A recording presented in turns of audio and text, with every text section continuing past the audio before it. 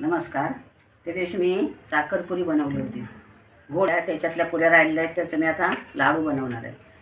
त्या व्हिडिओखाली लिंकवर तुम्ही जाऊन बघा व्हिडिओ.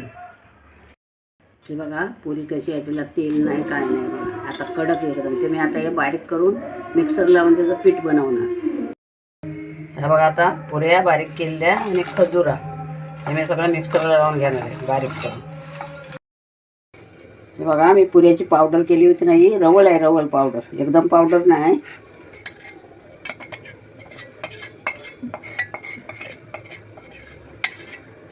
कडवून घेतलाय मी.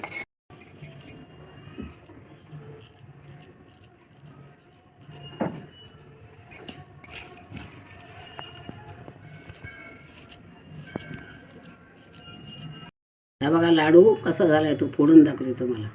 हे बघा दाणेदार लाडू, मऊ मऊ एकदम लुसलुशीत. पुऱ्याचा व्हिडिओ नक्की बघा.